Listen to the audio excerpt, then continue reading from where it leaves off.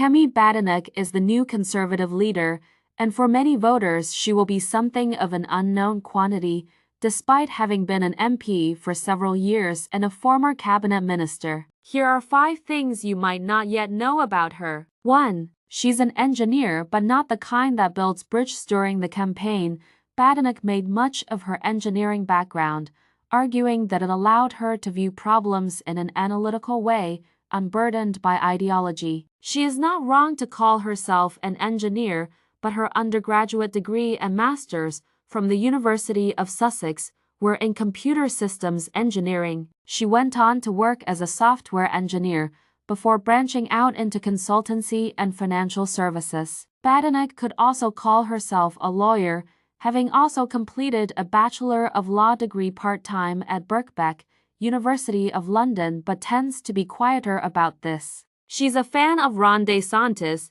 and it's mutual. While Badenoch managed to style herself as the more moderate of the final 2 candidates, she is an enthusiastic, a style culture warrior, and has won the admiration of Ron DeSantis, the hardline Republican governor of Florida, who has waged his own battles against the apparent scourge of woke thinking, including a ban on many books from school libraries. Endorsing Badenoch to be Tory leader, DeSantis said she FLIs the flag of bold colors of conservatism. The pair got to know each other when Badenoch was Trade Secretary, with DeSantis telling a UK newspaper that she told him she backed his policies, which have also included a series of policies targeting LGBTQ+ communities. She complimented what we are doing in Florida, DeSantis said. She committed that it is what they are trying to do in Britain. Some of the fights she picks are curious and minor. One of the things about Badenoch perhaps best known among voters is her willingness to wade into a fight, and some enjoy her pugilistic approach. But among some Tory MPs,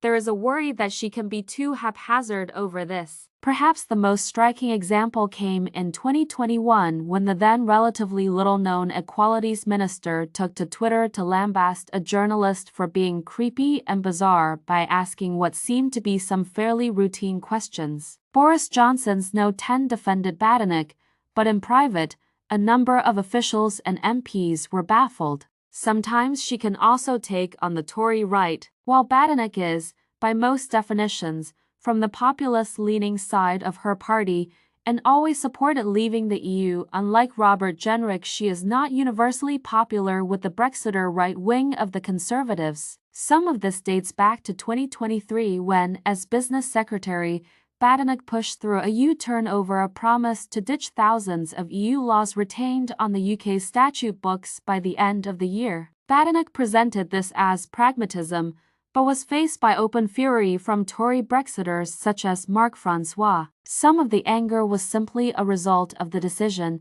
but part of it came from Badenoch's own approach, responding to a Commons urgent question on the matter with, as one observer put it, astonishing rudeness at times. She hacked Harriet Harman's website and admitted it. Normally, when politicians are asked in interviews to name the naughtiest thing they have ever done, they concoct a charming and self-effacing anecdote about mild boisterousness. When Badenoch was asked, she admitted a potential breach of the Computer Misuse Act, an offense carrying a jail term of up to 5 years. This was 2018, when a video in which Badenoch replied to the question emerged, in which the then-new MP said, "About 10 years ago, I hacked into a Labour MP's website and I changed stuff in there to say nice things about Tories."